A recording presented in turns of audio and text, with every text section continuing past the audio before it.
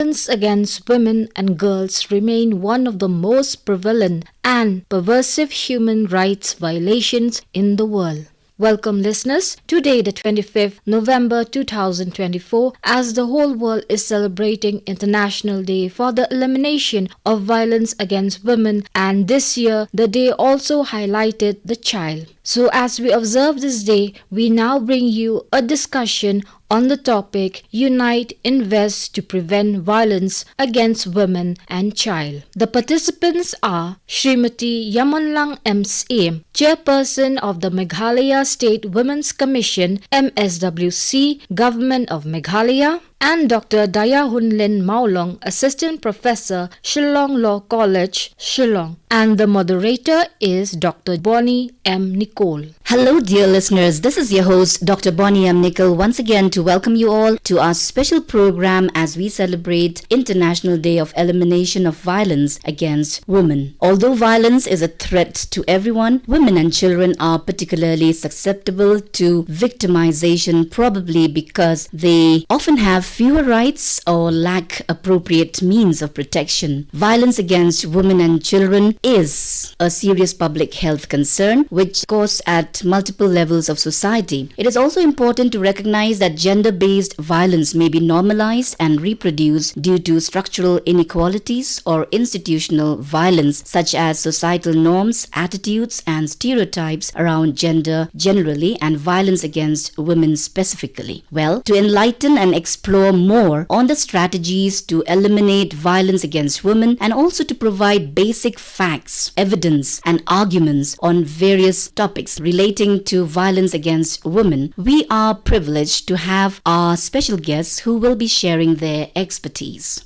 We have Kong Iamonlang M. Syiem, who is currently the chairperson of the Meghalaya State Women's Commission, MSWC. She was also the former chairperson of the Meghalaya State Commission for Protection of Child Rights. We also have with us Dr. Daiahunlin Mawlong, assistant professor at the Shillong Law College, and prior to teaching, she also practiced as an advocate at the Meghalaya High Court. A very warm welcome to our studios. We look forward to a very rational, challenging and action-oriented deliberation ahead. Gender-biased violence is enacted under many different manifestations. Before we go in depth into our discussion, shall I ask our experts to give us an overview of what are the different manifestations of violence against women and also children, specifically the girl child. What is the current scenario in our state of Meghalaya? Talking about violence against women and children, I say children because it's also the male child. We see there are violations of every sort, and when we talk about violence, we're talking about physical, we're talking about verbal, we're talking about emotional, we're talking about so many aspects of violence. Especially after the lockdown, there seems to be a greater either increase in reporting also of violence against women and children. And the most, of course, obvious is sexual violence and CSA among the children. But they also, we have mental health issues, which there's a lot of manipulation. And so there's violence in that area of the mind and what is being fed by social media also. So I would is a wide spectrum of violence. And yes, there seems to be a worldwide phenomenon, but in the state of Meghalaya also, there has been an increase in domestic violence, for instance, and other kinds of violence. Yes, so I'll just add up a little bit to it. If you look at the violence against women here, we'll see even in the digital platform, the cyber violence, that is also rampant in the state of Meghalaya, also elsewhere. You'll see that mostly there are only women and children who are subjected to it, and you'll see mostly, child, especially with child pornography, using their faces, and it can be any child, but they use those faces, with the AI world and all that. So even women and children today, they are very much subjected to this cyber violence. And even if you look in religious aspect also, alright, we'll see in many cases where they still have this honor killing, especially if they give birth to girl child and all that, they still undergo all that honor killing. Though that is a violation, it's a violation rights, but then at the end of the day, they still follow in some parts of India. But then I don't know much about here in Meghalaya whether they have this honor killing or not, but then I think ma'am can say honor killing, it affects the honor of families when there's intercaste marriage or a marriage which is not approved or which will bring dishonor to the family. But we have different kind of restrictions. It might not be like a direct direct kind of punitive action against the offense caused by one member of the family, in this case a woman. But in our case we ostracize a person. Various ways of dealing. These are forms of control which is imposed by clans and society, when we break the norm. That is only one form of female infanticide. I think it's not so prevalent here. But abortion takes place, of course, is a different type. But just taking up a point when you're talking about cyber crimes that seems to be in the increase, is just actually a new medium after the pandemic and the use of mobile phones. This is like one medium. So the violence is inherent in the system itself, but as you said earlier, the manifestation and how they use these different mediums to express that violence has been more varied. That is a thing, and so we need the police, the force, the law, and education system have to have these multi-approach kind of strategies to address these many ways of expressing violence. So challenging, daunting task, but then that is part of the reality. Very rightly said, ma'am. Violence against women and girls is an extreme manifestation of gender inequality and systemic gender-based discrimination as well. And the rights of women and children to live free, from violence depends on the protection of their human rights and a strong chain of justice. And I think that takes us to the legal aspect. So we have a lawyer here who can lighten us further on that. Shall you take us through the legal aspect of how can we, really help women undergoing all these different forms of violence and atrocities? So,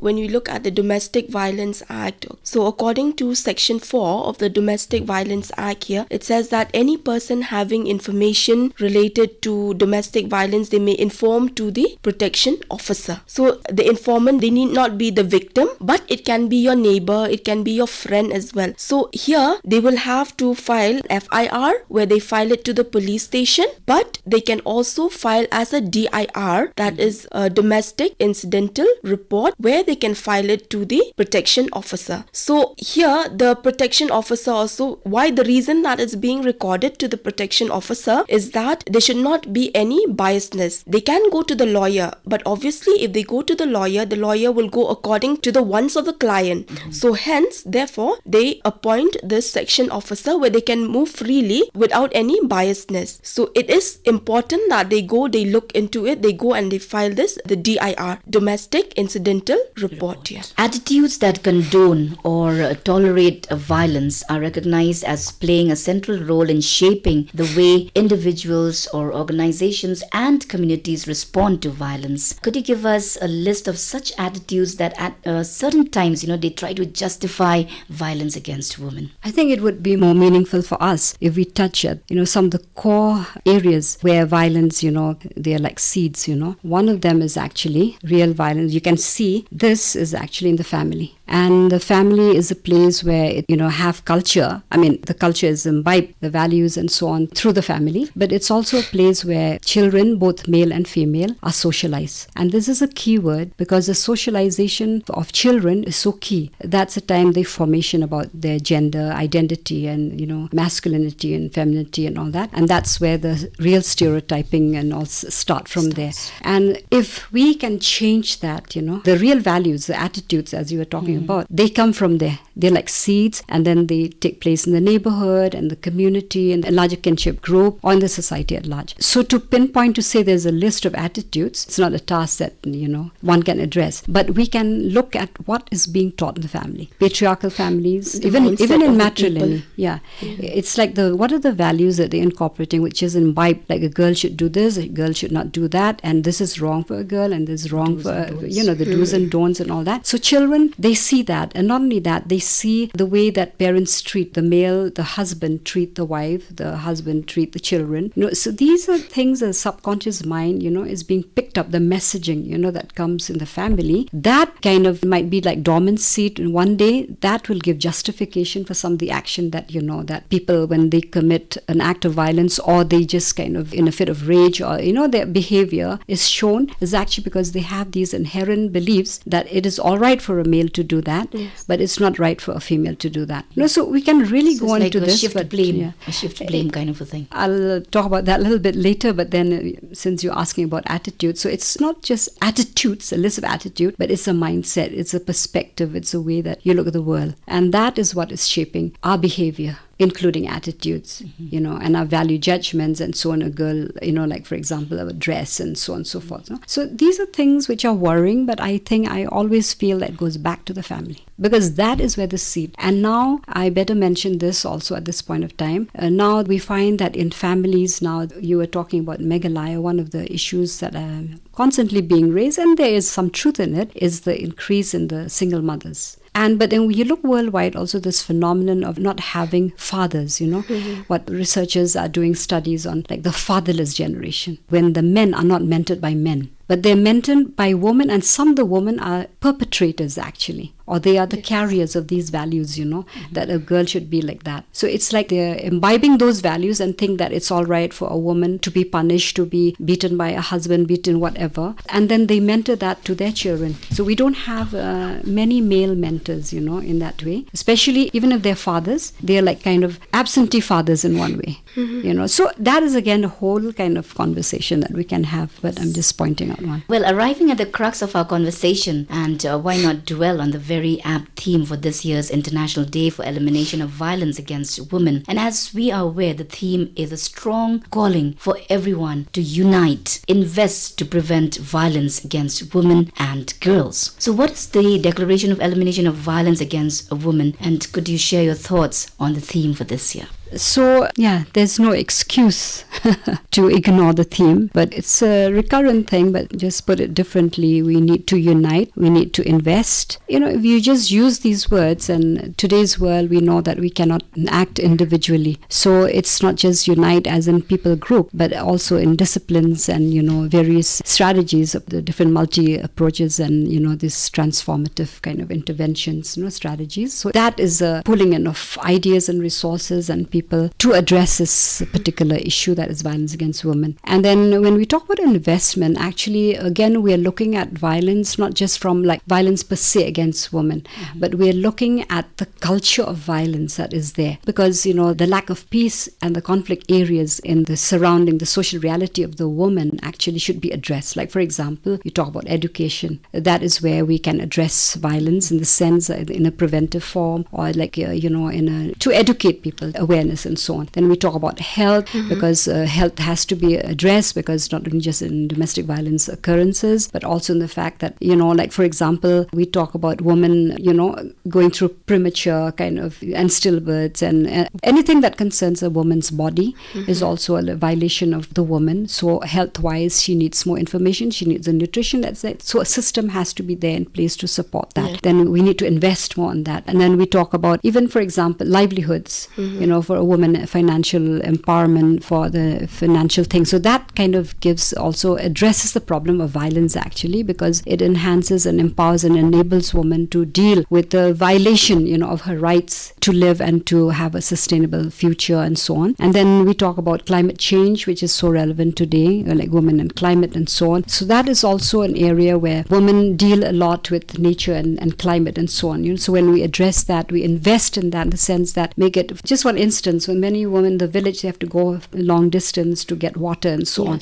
So we can just kind of give her access to safe drinking water and the child, and the children that she has and so on. So that is one way also of addressing violence and violation of rights, survival and so on, and also abundant kind of living for women and the family in general. And then of course we talk about disasters, all these strategies actually which governments and NGOs and, civil societies and all come together to spend time, energy, money, invest in these are ways to kind of protect the woman from violence. And violence can be of various sorts. And then, of course, you have laws in place and so on. That also which addresses women, and then also enabling her to kind of, go for help when she needs to. So these are multi-pronged strategies which we need to invest more to protect the woman and child. And when we protect the woman and child, we also protect the men from themselves also. Okay, we'll talk about that. So basically this is a multifaceted approach where this theme itself, it helps in understanding the impact of domestic violence against the entire society. Very interesting. Something that caught my attention was, first of all, thank you, ma'am, for giving us a very comprehensive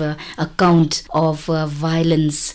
Because, when we talk about violence, we just go to that very technical part of violence. But what you mentioned was really striking, It's the whole ecosystem of the woman and the girl child, where different stakeholders, will have their part, as health providers or be it educators and so on and so forth. All right, Dr. Daya, what are the objectives of 16 days of activism, and how far has this been implemented and impactful, in fact, in Meghalaya through the years? To start with this 16 days activism, it is an initiative which is we should end by the 10th of December. It starts from November 25th to the 10th of December. What we've done, that was last year what we did. So we have adopted village. We go to the adopted village because in these village people are not really aware about what is domestic violence. The husband comes home, gets drunk and then beat the children, beat the mother. So we go and we deliver this lecture. Even in the Dorbashnong, we go, we make them aware about domestic violence and how it impacts the entire society. So what we do is we start first from our college from November 25th. We collaborate with Malsa. We organize such lectures, and then there we start every now and then. We go to various places. We give awareness. We distribute pamphlets to make people aware about the domestic violence, the laws relating to domestic violence, and also the penalties that are awarded to people of relating to domestic violence. This is what we do in our college. Just a word on that. One of the things that institutions, NGOs and so on are doing a great job actually in the field. That's why we need all hands on deck, But just to add a piece of information, so this year from the Commission, we are launching a campaign, the same again on violence and women. And we are, during this period. Yeah, during this period. And we have a series of events. And one of the reasons is to highlight, of course, this very important aspect of our society, and also the visibility of the Commission, because, we have been doing other kind of work but not really visible, and now through social media, Instagram and so on, we hope to make it more visible because this also helps, and we would like this also to be a chance that so that people will know that there's also a commission where they can come to address this. And I think last year also from our college we came here also to give an awareness through AIR, then Dudashin, so all this that we did last year. Coming back to investment, and you did mention, ma'am, that education is the greatest weapon, best way to invest is education. So ma'am, in your view, what role does education play in fostering women empowerment, and how have you integrated gender equality principles into the educational framework in your own capacity? I believe that the girl child is actually the seed of the woman. So we need to address that first of all. So there was a period of time, but I was privileged to serve in the Commission for Protection of Child Rights. And what we have been doing, and a lot of actually child rights activists on the ground, they have been doing is going to schools, catch them young. It doesn't matter how young. It's not about sex education, but talking to them about safe touch and unsafe touch, those territories. I think Faith Foundation is doing a good job of that. And then we talk about the rights, we talk about POXO, we talk about other things to make people aware, and also healthy relationships and all that. And one of the personal thing that I've been doing is that to kind of, I wouldn't say teach, but it's like developing skills for children to make choices, the ability to discern, what is right and not. It has been a fantastic experience because why? Because of the response. And many of the girl child, and even the guys also, they come up, and they say like, it might be new for them, it might be not so new, but they feel that word, I don't normally use empowered, but enabled. They are enlightened, and they feel that courage to kind of say no, to know, because knowledge is key. Knowledge is actually, it frees people, in that way. And because it empowers them, okay, we can use that word there, to make choices. It is a weapon, basically. Absolutely, yeah. Knowledge is bliss. Yeah. So I feel that is where more investment should be there. But it's a sad state of affairs, I must say. We need to do more in our state, because this is where change actually will take place dramatically. Education and awareness, yes, I think that is very important. A very pivotal role, in fostering women empowerment, providing them knowledge, skills, and opportunities for personal and professional growth. A very interesting question that I have for you, Dr. Daya, and this I'm sure will benefit our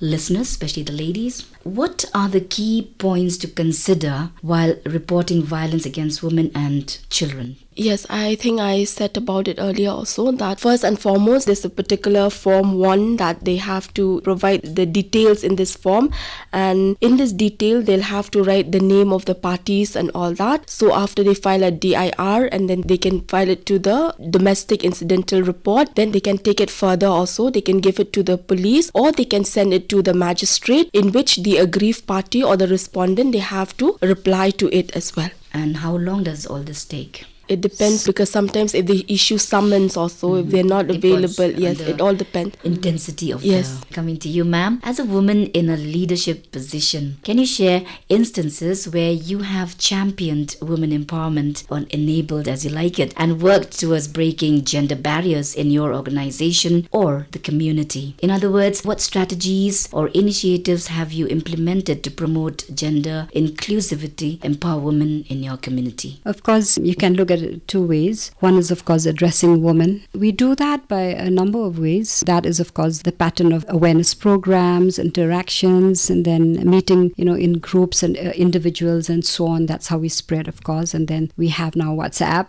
and there's a thing that every woman talk about that women should mentor women. Yeah, and then there have been a lot of instances, but I would like to address another issue, because we might not have times, but I need to address that. When we talk about enabling women, I want to shift. There's a paradigm shift now in our thinking, in our discussions, in our discourses, elsewhere, the world over, where we shift the focus now is not so much on women as victim, but on men. Who is the issue? We talk about women's issues, but in reality, at least a large part of it is actually it's a male issue. Let me just elaborate on that. The male issue in the sense that the woman suffers, she's a victim. The child suffers, right? But who's the perpetrator? It's males, right? We need to shift and ask a different set of questions. And what is happening to our males? Why do they do what they do?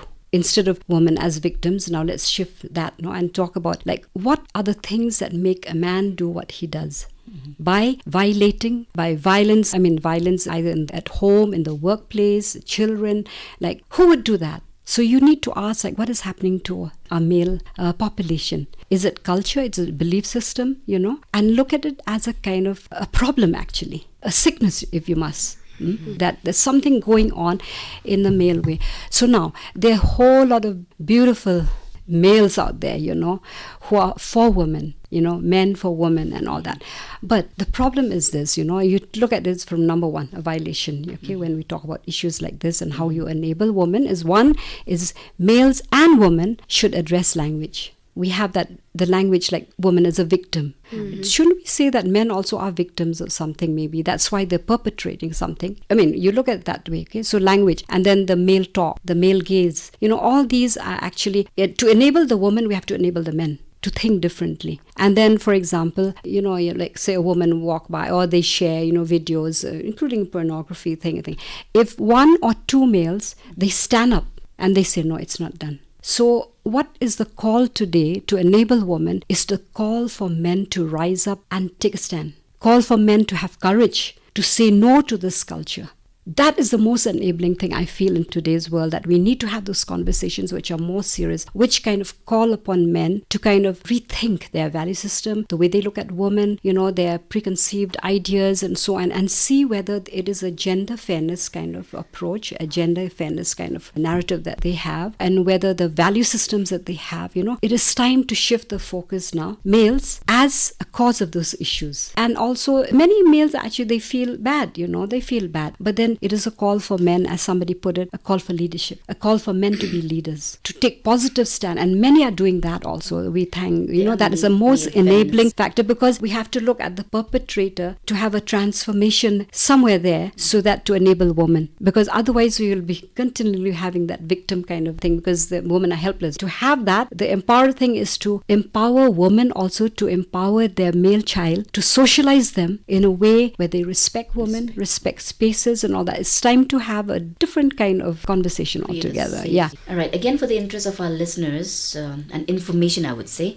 is there any kind of handbook or a helpline number? The Social Welfare Department has different kind of schemes, projects, and to enable women to respond, call for help. One, of course, is the Women Helpline 181, and also for the one-stop centers, which every district has one. Yes. So they go through and they come straight to the commission also. So there are various ways women can approach. All right, listeners, we are surely getting empowered through our discussion, and think we cannot forget the SDG, that's the Sustainable Development Goal 5, which is to achieve gender equality and empower all women and girls. So the gender equality and women's empowerment are matters of fundamental human rights and prerequisites to meeting sustainable development goals around the world. So what are the strategies for integrating gender in sustainable ecosystem management? See, if you look at these SDGs, this is one of the important goals that India needs to achieve by 2030. That is, to remove all these inequality, gender inequality. But then when we look here, these violence against women, they still continue to be an obstacle. Not only here in Meghalaya, but in India, in fact, in the entire world as well, if you look at this. So the main objective here is that to leave no one behind. Yes. The main objective of this SDG, that everyone, there should be equality amongst everyone. So that's why we see like various schemes that have come up relating to women. We see many schemes that have come up. This is to bring social justice in India and also here in Meghalaya, because to put an end to this violence, it will not be possible without removing first inequality. Ensuring women activists or even the scientists, the women researchers Yes. having an equal voice. Yes. Just We to need interrupt, all the- data is so important because you can't strategize any kind of activity or intervention unless you have proper data. So that's key. Yes, that's It's a tool, yeah. And also the access, to forums where issues can be discussed and they have equal rights, to do so. All right, listeners, we've almost come to the end of our very interesting discussion, but I'm sure we would love to hear a quick piece of advice from our special guests at our studios. It's difficult to really sum up in one message because the messaging is from everywhere. But there's one thing that we need to, and I always end up with this actually, that if we are to live in a peaceful world, a more harmonious kind of living between males and females and the children and so on, we need to have the wisdom, and wisdom comes from compassion. If we're not sensitive to other people, if we don't have compassion, and I will say this again, that this is a mental faculty, it's a wisdom thing, that if we do not have that lens of compassion, we will never be able to achieve anything. Very true, ma'am. Beautiful. The message is for the victims of domestic violence here is that this is a journey of recovery, a journey of empowerment as well, self-reclamation that every woman they face, especially those who have experienced domestic violence. And like what ma'am said just now, is that we need to have compassion even for victims. We need to have compassion for each one of them, for children and for women as well. Thank you so much for that very motivational, practical and passionate message, and for sharing your expertise and valuable time with us. I take this time to especially thank you all for sharing and empowering us women to be more vigilant, rational and respect our self-esteem. Achieving gender equality and fighting violence against women is not a woman issue, like rightly said by our panelists here, but it is a human issue. It is everyone's responsibility and requires the engagement of both men and women. Yes, we emphasize on that. Men and women, boys and girls. Let us break down gender stereotypes, know our rights and raise our voice for women's rights and gender equality. And that we can do through educating and spreading awareness. Every woman and girl deserve the opportunity to live a life free from violence and discrimination. I'm sure our listeners have also been enlightened and feel empowered. By addressing stereotypes, promoting gender awareness and nurturing a supportive environment, we empower young girls to challenge societal norms and strive for excellence. I would like to end with a beautiful quote, and I quote, "Each time a woman stands up for herself without knowing it, possibly without claiming it, she stands up for all women." Unquote. Stay beautiful, stay blessed. This is your host and moderator, Dr. Bonnie M.Nicols, signing off from the studios of Akashvani, Shillong. Listeners, today 25th November 2024, as we celebrate the International Day for the Elimination of Violence Against Women and Child, you have been listening to a discussion on the topic Unite, Invest to Prevent Violence Against Women and Child. The participants were Srimati Iamonlang M. Syiem, Chairperson of the Meghalaya State Women's Commission, MSWC, Government of Meghalaya, and Dr. Daiahunlin Mawlong, Asst.Professor, Shillong Law College, Shillong. And the moderator was Dr.Bonnie M.Nicols. This program came to you from the studio of Akashvani.